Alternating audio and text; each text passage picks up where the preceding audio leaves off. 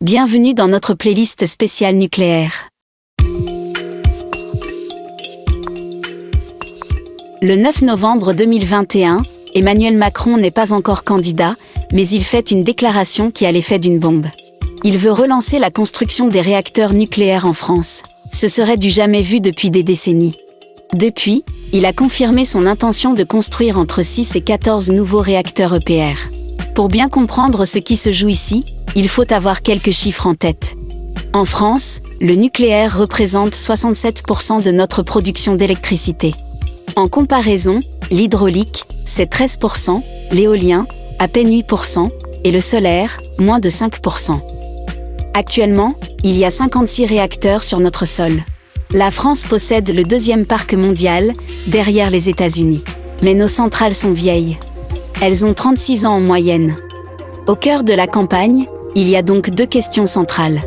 Faut-il remplacer, ou fermer, ce parc nucléaire vieillissant ? Et comment respecter notre engagement d'atteindre la neutralité carbone en 2050 ? En France, notre parc nucléaire a été construit entre les années 1977 et 1987. Le calcul est simple. En 2050, quand la France devra avoir atteint la neutralité carbone, il sera en grande partie obsolète. Il y a donc urgence à trancher. C'est la première préconisation de Pierre Moscovici, le président d'une juridiction indépendante, la Cour des comptes. Si vous voulez construire des éoliennes, qu'elles soient marines ou terrestres, si vous voulez construire des centrales nucléaires, c'est des choix à 15 ans. Et donc, il faut renouveler notre parc électrique et donc faire les grands choix. Maintenant, c'est un débat qui est très sensible, c'est un débat qui est multifactoriel. Ouais, j'évoquais les risques, j'évoquais le changement climatique, j'évoque aussi la dimension financière et la dimension technologique. Mais vous allez plus loin, par exemple, sur le nucléaire. D'abord, vous dites, la Cour des comptes dit qu'il faut un équilibre tout à fait normal entre le développement des énergies renouvelables et le nucléaire, mais sur les réacteurs, entre 25 et 30 réacteurs, il faudrait... Ce que nous disons, ce nombre-là, ça, c'est un scénario qui est important, possible. Et ce que nous disons, c'est qu'il nous paraît très compliqué, à la fois de vouloir décarboner notre production énergétique, et je pense que c'est un objectif souhaitable. Donc il faut décarboner, mais on ne peut pas décarboner sans le nucléaire. Ça, c'est une caractéristique française qui tient à l'état de notre parc. Quasiment tout le monde le dit, dans les candidats et la campagne qui a démarré. Quasiment, à part certains. Pas tout le monde. Oui, et encore une fois, notre rôle à nous, c'est pas de trancher entre les candidats, c'est de donner un certain nombre de faits. Vous parliez des fake news. 25 à 30 nucléaires. Encore une fois, ce chiffre est une hypothèse, c'est un scénario, il y en a d'autres qui sont possibles, il faut trouver les bons équilibres, mais ce que nous disons, et ça c'est le message principal, oui, il y a des choix à faire, oui, il faut les faire maintenant, oui, notre indépendance énergétique, et notamment électrique, est indispensable, et il est très compliqué de décarboner sans le nucléaire en France. Si le futur président de la République choisit de construire des centrales nucléaires, il pourra s'appuyer sur une nouvelle technologie. Les SMR, pour Small Modular Reactor. En français, on pourrait dire « petit réacteur modulaire ». Alors, de quoi s'agit-il précisément ? Voici l'éclairage du physicien Greg de Temerman. En France, à l'heure actuelle, on a des centrales nucléaires ou des réacteurs qui font entre 900 MW et 1400 MW, donc des unités assez grosses. L'EPR, qui est en construction à Flamanville, a une puissance de 1650 MW, donc encore quelque chose de plus gros. Ce qu'on appelle les mini-réacteurs ou des SMR, ce qui signifie petits réacteurs modulaires, sont des réacteurs dont la taille pourrait être entre 10 et une centaine de mégawatts, donc qui ont vocation à être beaucoup plus petits, mais beaucoup plus flexibles et surtout de pouvoir simplifier la construction, de standardiser un maximum et de diminuer les coûts. D'accord. Ça fournit l'électricité à combien de foyers ? Alors c'est un peu compliqué, ça dépend de la puissance, comme je viens de le dire, puisque vous pouvez avoir dans les SMR des unités qui vont faire une dizaine de mégawatts, qui vont être utilisées pour des toutes petites villes ou des sites industriels, jusqu'à des unités d'une centaine de mégawatts. En France, on a un concept qui s'appelle New World qui fait 300 mégawatts, et donc là, vous êtes sur une ville de taille moyenne. L'avantage avec le nucléaire, c'est que ça ne rejette pas de CO2, donc ça ne change rien pour le climat. En revanche, on ne sait pas que faire des déchets. On multiplierait les centrales nucléaires, ça ne peut pas poser un problème de sécurité ? Alors en fait justement les petits réacteurs sont plus sûrs parce qu'ils génèrent moins de puissance et donc c'est plus facile de mettre en place des systèmes de sûreté, ce qu'on appelle passifs, et donc de faire en sorte que la puissance dissipée soit beaucoup plus faible, ce qui limite les risques de problèmes. Après en termes de puissance, vous allez utiliser la même quantité d'uranium, donc c'est-à-dire que pour une puissance donnée, vous allez peut-être avoir plus de réacteurs, mais la quantité d'uranium reste la même, donc ça ne change pas grand-chose pour les déchets. Au contraire, il y a certains réacteurs qui permettent même de brûler un petit peu mieux l'uranium d'uranium que ce qu'on fait à l'heure actuelle.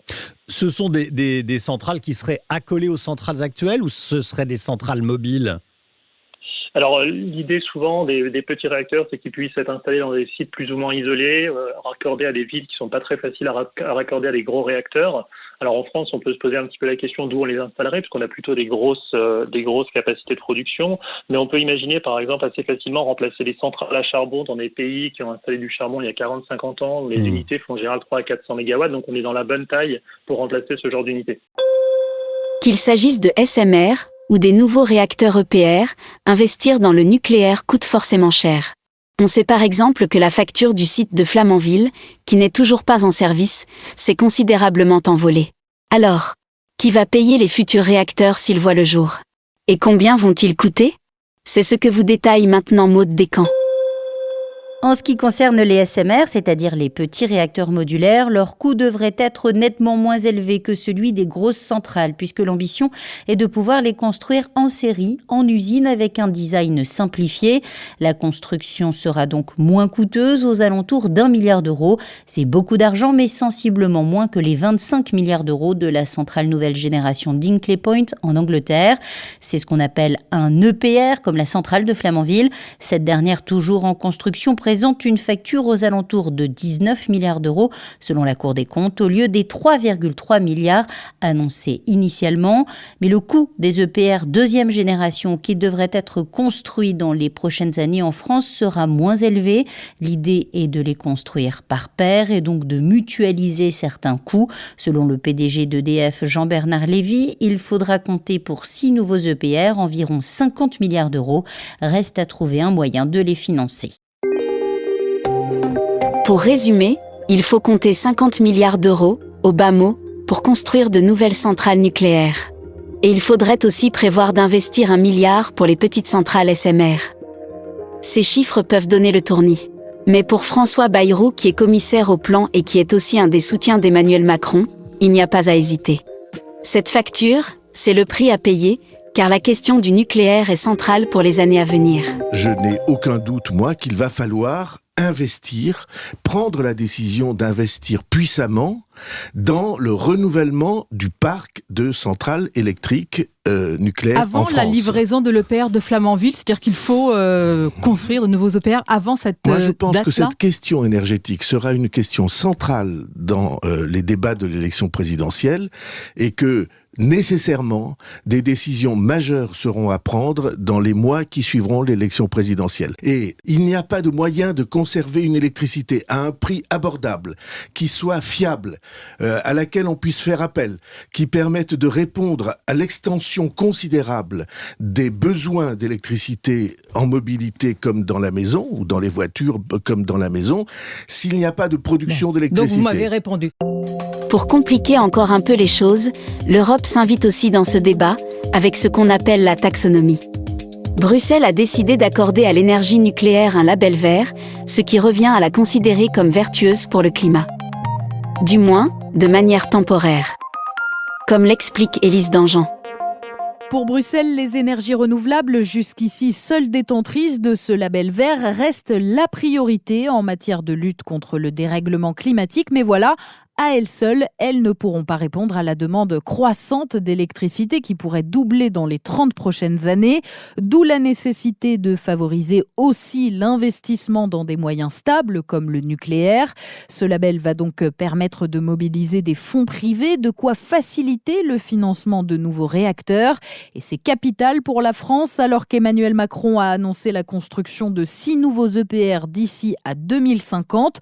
Mais attention, cela ne doit être qu'une phase de transition, dit Bruxelles, qui met plusieurs conditions à ce label, avec notamment une limitation dans le temps et l'obligation de recourir aux meilleures technologies disponibles. Les projets de construction de nouvelles centrales devront par exemple avoir obtenu un permis de construire avant 2045. Il y a donc la facture qu'il va falloir payer pendant des années pour construire de nouvelles centrales. Et puis, il y a la facture d'énergie que vous recevez chez vous chaque mois. Depuis le 1er janvier, les tarifs réglementés du gaz ont augmenté de 59% en moyenne pour 5 millions de Français.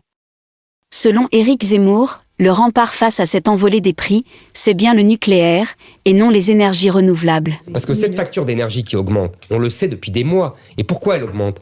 Elle augmente parce que le prix du gaz augmente. Et pourquoi on consomme plus de gaz ? Parce que les Allemands ont arrêté le nucléaire et qu'ils ont mis des éoliennes partout. Et que les éoliennes, on le sait, c'est une énergie intermittente qui a besoin, pas pilotable comme on dit dans leur jargon, et qui a besoin donc d'énergie de substitution. Le charbon ou le gaz. Merci les Allemands. Et bravo les antinucléaires. Dans la campagne présidentielle, face aux candidats qui veulent investir dans le nucléaire, il y a ceux qui proposent au contraire d'en sortir.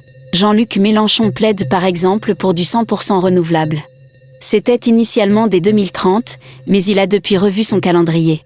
Pour le coordinateur de son parti, Adrien Quatennens, on peut en tout cas se passer du nucléaire et des énergies fossiles, à condition d'en faire le choix politique. Nous arrivons à une période où, vous le savez, nos centrales sont en fin de vie.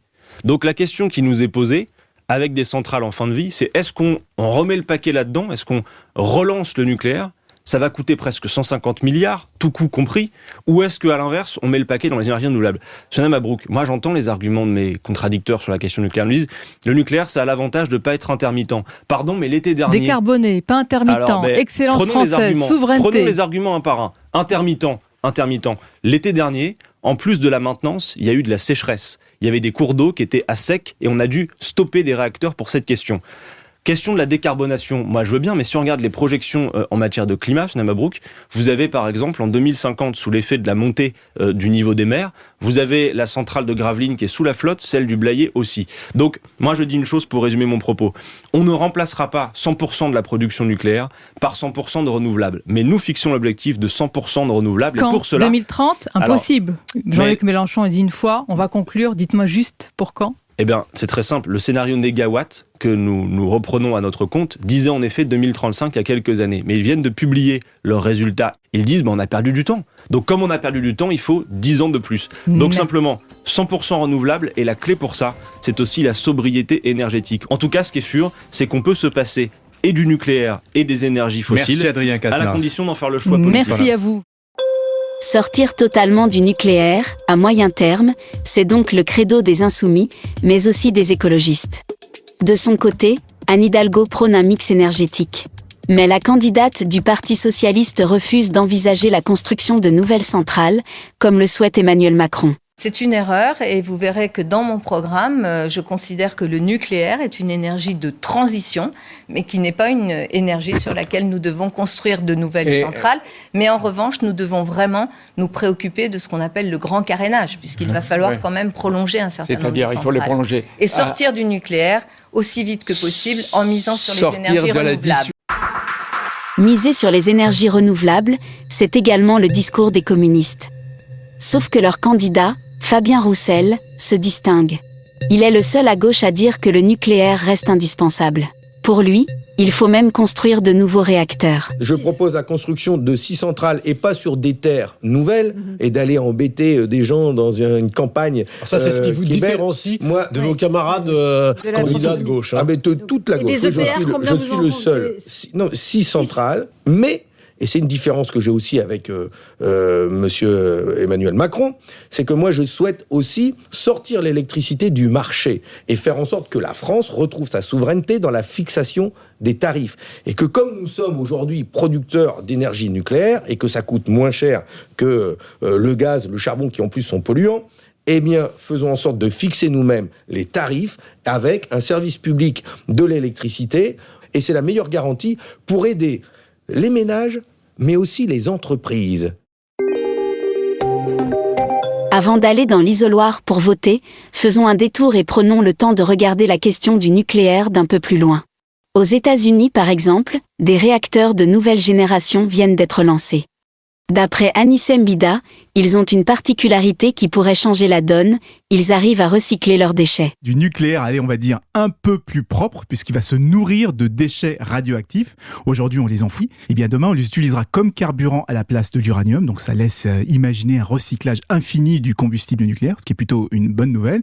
Et pour mémoire, c'est le même principe que nos réacteurs Phénix, Super Phénix et du projet Astrid. Vous en souvenez peut-être, on en a beaucoup parlé parce qu'ils ont coûté très très cher et qu'ils ont été abandonnés brutalement après des décennies de recherche. recherche. Eh bien, les États-Unis, eux, vont jusqu'au modèle commercial. La construction d'un premier réacteur démarre dans le Wyoming et c'est la start-up TerraPower qui est aux manettes, une société qui a été co-créée par Bill Gates. Bon, la France a arrêté cette technologie, devait bien y avoir une raison.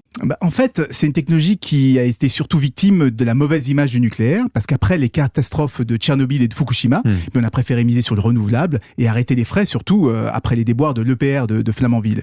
Mais l'urgence climatique a changé la donne, les besoins en électricité vont augmenter de façon exponentielle, et comme l'éolien et le solaire ne produisent que par intermittence, eh bien la transition prendra du temps, donc on se dit pourquoi pas regarder à nouveau vers le nucléaire. Bon, des centrales qui recyclent les déchets, une sorte de nucléaire circulaire, c'est bien, mais on parle quand même de déchets nucléaires, radioactifs. J'imagine qu'il y a de nouveaux risques avec ces centrales. Ah oui, il y a notamment de gros risques d'incendie en cas de fuite, car ce sont des centrales qui sont refroidies au sel, au sodium liquide. C'est un produit qui s'enflamme spontanément au contact de l'air quand il est très chaud.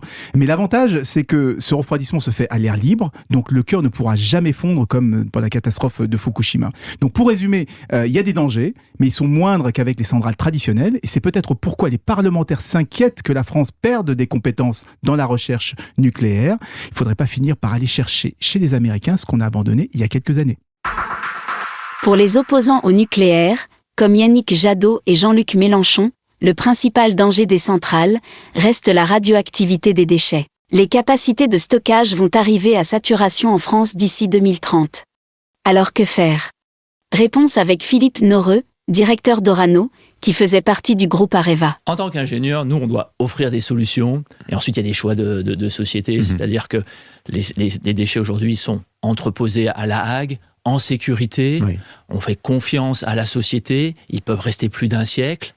Pour des durées plus longues, l'essentiel des pays dans le monde ont choisi un stockage géologique et dans des roches qui ont plusieurs millions d'années. C'est le projet qu'on mène d'ailleurs à Bure, cette idée de site CIGEO, l'idée étant de recourir aussi à cet enfouissement sous la terre dans des zones géologiques propices à cela. Alors c'est pas un enfouissement, c'est un stockage qui est réversible, c'est-à-dire que pendant 1 siècle, on peut aller, en cas de problème, rechercher ces déchets et s'assurer qu'ils reviennent au bout du compte à la radioactivité naturelle. Mais ce qui est important pour nous, c'est de laisser le choix à la société, le choix de la surface ou de la géologie. Alors l'idéal, ce serait une technologie qui permettrait de réduire la radioactivité des déchets sans qu'on ait à les stocker sur ces échelles de temps très longues. Où en est la recherche aujourd'hui, Philippe Noreux ? Est-ce que vous pensez, vous, de votre vivant, voir une technologie de ce genre apparaître ? Aujourd'hui, on sait scientifiquement détruire les déchets nucléaires à vie longue et les ramener vers 1 siècle, 2 ou 3 siècles de durée de vie qui sont les déchets à vie courte. Et 300 ans, c'est quelque chose que la société peut envisager facilement puisqu'on a plusieurs millénaires de civilisation. Donc ça fonctionne scientifiquement. L'enjeu sur lequel on travaille, toute la filière française, mais également avec des partenaires internationaux aux États-Unis et ailleurs, c'est faire en sorte que ces solutions scientifiques, elles soient industrielles. Elles consistent à casser les atomes à durée de vie longue en atomes plus petits à durée de vie plus courte. Mais ça, on ne sait pas le faire encore. On ne sait pas le faire à l'échelle industrielle. Prenons maintenant un peu de hauteur. Bertrand Piccard a fait le tour du monde en avion solaire. Pour l'aventurier suisse, sortir du nucléaire, ce n'est pas une utopie. Au contraire, il est même trop tard pour construire de nouvelles centrales. Selon le président de la Fondation Solar Impulse, il existe des solutions alternatives. C'est vrai que les centrales actuelles produisent de l'énergie décarbonée. Elles n'en produisent pas assez, vu qu'une grande partie de notre société est toujours au pétrole et pas encore à l'électrique. Maintenant, c'est vrai que c'est peut-être pas très malin de fermer des centrales nucléaires aujourd'hui, mais si on veut en construire des nouvelles, c'est pas très malin non plus, parce qu'elles seront prêtes beaucoup trop tard. C'est-à-dire, par exemple, les petites centrales, les mini-centrales nucléaires dont parle le président de la République française, et qui vont être lancées désormais, c'est trop tard pour vous? L'échéance est trop tardive? Tous les rapports du GIEC montrent qu'on a 10 ans pour décarboner la moitié de notre société, sinon on n'y arrivera pas. Ces centrales, elles arriveront bien après les 10 ans. On voit bien à quel point c'est compliqué de lancer une nouvelle technologie. Alors, utilisons les technologies qui existent. Il y en a 2, principalement, c'est les énergies renouvelables. Le solaire et le vent, aujourd'hui, sont beaucoup moins chers pour faire de l'électricité que le nucléaire, le pétrole, le gaz et le charbon. Et puis l'autre chose, c'est l'efficience énergétique, c'est-à-dire que les prix montent parce qu'on consomme trop.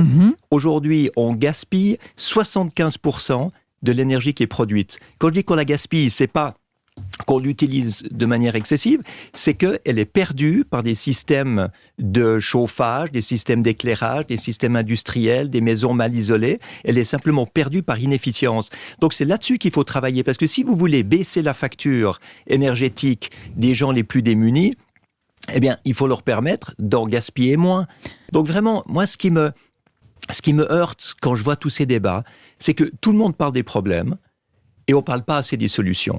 Et les solutions existent. C'est pour ça que j'ai appelé mon livre réaliste. C'est que souvent, c'est juste du bon sens. C'est pas qu'il faut développer des nouvelles technologies incroyables, high-tech, etc., qui n'existent pas encore. Non. Avec ma fondation, on en a identifié 1300 qui existent aujourd'hui, qui sont financièrement rentables, qui protègent l'environnement et qui permettent de lutter contre les changements climatiques. Vous l'aurez compris, dans cette course à l'Élysée, il y a d'un côté les candidats qui prônent l'abandon total du nucléaire pour privilégier les énergies renouvelables. Comme Jean-Luc Mélenchon, Yannick Jadot et dans une moindre mesure Anne Hidalgo. Il y a, de l'autre, celles et ceux qui ne jurent que par le nucléaire, comme Éric Zemmour, mais aussi Marine Le Pen et Valérie Pécresse. Et puis, il y a une troisième voie, celle d'un mix énergétique, défendu par Emmanuel Macron et Fabien Roussel. Nous espérons que cette playlist vous aura permis de mieux appréhender la question du nucléaire. Et, pourquoi pas, d'éclairer votre choix.